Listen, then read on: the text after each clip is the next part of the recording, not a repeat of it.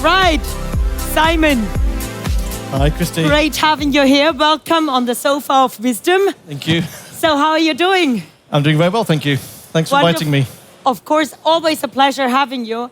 Last time, when we were on the sofa 1 year ago, your company was just been acquired by Siemens. So how's your time within the company, and what excites you the most, being a member of the family now? Yeah, it's been a whirlwind journey, and it's been a great journey.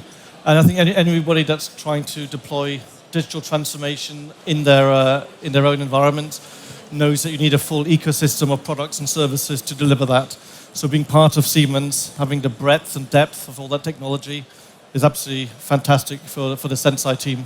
Wonderful. That's good to know. Just for the ones who don't know Senseye Predictive Maintenance yet, can you tell us what it actually is and what makes it so cool? Yeah, so Senseye Predictive Maintenance is, as the name suggests, a predictive maintenance product. Mm-hmm. It's a fully automated product that can cover any type of machine. It's not specific to a certain type of rotary machine or electronic machine. It's any machine, any vendor, and you can scale that across an entire factory seamlessly. And we can use existing data from the shop floor to drive down those scalability costs. So scalability is the secret spice here. It is. So which challenges do customers typically face in the realm of predictive maintenance? And I mean, we do have skill shortage. That was often mentioned in our presentations here. And the difficulty in sharing and disseminating knowledge within organizations is a tough job. So how do you address these issues? Yeah, and I think that the issue with skill shortage, whether it's by experienced engineers retiring or not the right educations coming into the workforce, I think it's for any digital transformation project, that's an issue we're having, not just predictive maintenance. And it makes adoption and scaling those solutions so much more difficult. So we've, right from the beginning, back in 2015, at the DNA of Senseye is to keep it as simple as possible and make it suitable for both the average user, so your average maintenance engineer, and your expert user, maybe a reliability engineer, and being able to bridge those two worlds and making it very intuitive as possible. Intuitive. I mean, there's so much data generated, and I often have the problem that there are tools, but I have no idea how to use it. So I think this is the big task here. So we've heard a lot about AI. It's all over the place. Definitely there is no technology not using AI anymore. And data is the new gold, as we say, and also the currency of the industrial metaverse. So how do you envision generative AI enhancing predictive maintenance capabilities in the future? Yeah. And are there any aspects in regards of predictive maintenance where GenAI is expected to have a significant impact? Yeah, absolutely. I mean, and at Senseye, we've been using our AI since the beginning. It's been at the core of what we've been doing. But you're right. AI is very much a hyped and perhaps overused term. There's actually interesting research done by MMC Ventures in London a couple of years ago that said that over 80% of products that say they use AI don't actually do AI. Right? Oh. So it's something that we need to be very cognizant of, that when a product claims to do AI, that it really is that. But with Senseye, we've obviously been doing AI, and if you look at the AI is quite a broad term. Within that, you've got machine learning, so that's processing historic data to uncover patterns. Within that, you've got deep learning, neural nets and things to take it to the next level. And then you can see that generative AI is kind of progression of that. And as the name suggests, generative AI is creating new content, and that's what makes it so exciting, because typical machine learning, you're looking for patterns and then identifying those patterns. With generative AI, you're actually being able to create new content. And going back to the issue of skill shortage and adoption of these technologies, being able to create new content, you can help bridge that gap and make the interaction between the system and the user much more of a dialogue rather than a reporting tool. So in regards of the emphasis of importance of leveraging the human expertise alongside data and the AI in the predictive maintenance processes, how much influence does human insights have on your predictive maintenance? And can you give us some examples of that? It's huge. A lot of condition monitoring, predictive maintenance products just take sensor data out of machines. And if you think about it, that's not actually a lot of context to make sense of what's going on. So you try to marry that to a lot of other sources of information, right? Obviously, we use things such as maintenance record to combine that with the sensor data. we might take notes that a user's input about the behavior of machine. And we also take their feedback in. So when they close an alert or when they comment on a machine, we can actually collect that feedback and use that to train the algorithms and make them better. And we found that that gives us far more accurate results, but also gives a lot more context back to the user. You're not just telling them that something's wrong. You're telling them, why it's going wrong and how to fix it and what to do to prevent it coming back next time. Okay, so in regards of this new tool set and it's integrated into your predictive maintenance solutions, what distinguishes your approach to Gen AI and how does it contribute to enhance predictive maintenance capabilities? Well, we've always thought of Senseye as very much having a dialogue between the user and the system. Yes. And rather than being a reporting tool. And really, generative AI allows us to bring that to fruition, to bring that to reality by having a system that you can talk to and it can bring back and pass back a lot of information in a form that is digestible to you and can be easily distilled by you. And we call that kind of conversational predictive maintenance. So it's imagine that you've got the world expert maintenance engineer next to you who knows the factory for the last 300 years, and that's like your buddy, and that's who you're having a dialogue with. And generative AI allows us to have that dialogue in a very natural way.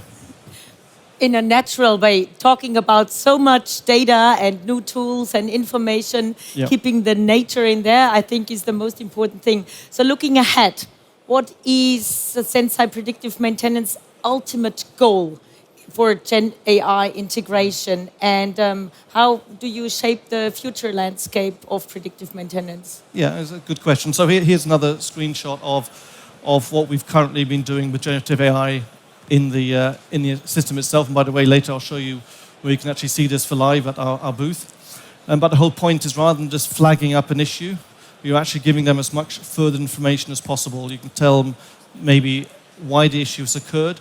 Maybe you can look in maintenance manuals and pull some information out of that automatically to combine it with the sensor data and the alert data you're seeing. And it's all about, as I said, it's making that dialogue between the maintenance user and the system more natural. And going back to this first slide we had about the skills shortage, that massively helps that because it's bridging the gap between the expert, which can be the system, and maybe a novice user, and it really helps them do their job much more efficiently. Is there any, let's say, industry where you say, here it's easy because there's already a lot of data available, but there is like new industries coming up, being more important, but there is a lot more learning still necessary? I wish there was an industry that was leading the digital transformation push as a whole. But what we find is that there are clusters of companies who, for some reason or another, maybe because they've strategically aligned on that, are pushing ahead with this sort of technology more quickly than others. So I wouldn't say there's one industry that is ahead of others. I would say there's just individual leading companies within each industry that are leading the charge. Mm-hmm. So what benefits do you foresee for our customers? If I look at the main problems we have when we do deploy, and it comes back to the skill shortage, is adoption. And again, this is not just about predictive maintenance. It's any digital project you have, you often struggle with adoption. And if I can quote another statistic, Gartner a few years ago said that of all digital transformation projects, 83% fail. Right? And we're not just talking 83. We're not just talking about predictive maintenance, just in general. So there's a high number of failure. Lots of reasons for it. It's not all to do about adoption and things. But this adoption is one of the key issues. And if you can make the system much more intuitive and much more closely aligned to how the user wants to use it and give as much information as possible to them, then they'll be able to adopt it more quickly and get benefits more quickly. Mm-hmm. I think we have a video running here, right? Where you can kind of talk about what's coming next. Yeah, so this is kind of a co-pilot video, and you can see this on our booth in a minute as well. And this is not just a PowerPoint video. I mean, it is a PowerPoint video, but it's a real application as well that you can go to our booth and you can start interacting with it in whatever language you want, asking it questions about the machine. Why is it misbehaving? What happened in the past when it didn't work properly? What do you suggest I do to correct the action? Give me instructions in Chinese to pass on to my colleagues in Beijing on how to do that. So you can really see it's much more of a dialogue suddenly with the user rather than a kind of a more static reporting system. To be honest, with some chatbots, I'm having like a hard Yeah. time with the dialogue because you always end at the go to the .com/help page. Yeah. That's not really helpful. So that's a different experience what you're offering. Yeah, it is. It is. It is Absolutely. because of all the data available. So I'm pretty sure now that you want to test that and really figure out what's the promise of Simon and whether that's true. So where do we find you and the team? Yep. It's actually, the stand is right there. There's some people waving People there. waving there. Okay, it's so conveniently located right next to the stage. And you can actually go and you can type it in and use it and make sure that it's real and not just slideware. shall we give it a try, Simon? Yeah, sure. Shall we give it a try and ask Christian, our running reporter cameraman, to spontaneously jump there and do a test, or we get a cup of coffee? That's also a plan. Now this sounds is good. really super spontaneous, but we got like 2.5 minutes left. We could do that. Yeah, and sure. do a test run. Yep, let's do that. Let's do that. Come on. We're gonna check. We're gonna walk there and go for how the connectivity can work. Have a microphone there. Simon, question. How long have you been planning and playing that and working on that? So who was raising the hand? It's right here. And my colleague, Ryan, can show us how it works. But we've been working on this for about 18 months, so pretty much when Gen AI started coming out. And this is the first release of on the roadmap. We've got a lot more planned, but this is the initial that we've released now to our customers. And there's a chatbot side that Ryan can show you, and you can type in and say, tell me something about this machine.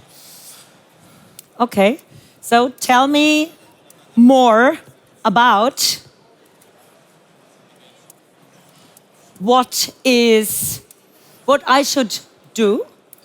Okay, so we had some problem. Yeah. And of course, you can do this in any language you want and in level of formality as well. Okay, so based on the current case evidence of a rising trend detected and considering the asset's history and maintenance tasks, here are the steps you should consider. So I really get my recipe of what I have to do. Yeah. Oh, I'd love to have that in my kitchen when there is some failure in my cooking skills of the perfect steak or whatever side dish that never works. So can you kind of give me some advice on how I should organize my kitchen as well? We can do that for a small fee. Yeah. Okay. So in regards of really the involvement and the outcome of this work, it's really great. So what's in for like next year when you come back? Which further developments will you have achieved? A lot of this will be taking and connecting even more data to the system. So one thing we'd like to do is connect all the manuals of the machines, of the maintenance practices into the system so you can draw on even more information. So think of like you have every single bit of information available about the machine and about that factory. You can make that available to Senseye and it can distill it. Okay, perfect. Thank you very much. I took you off from stage, but I think everybody's seeing us. So definitely a big applause to Simon Kampa from Senseye. Thank you. Thanks very much. Thank you.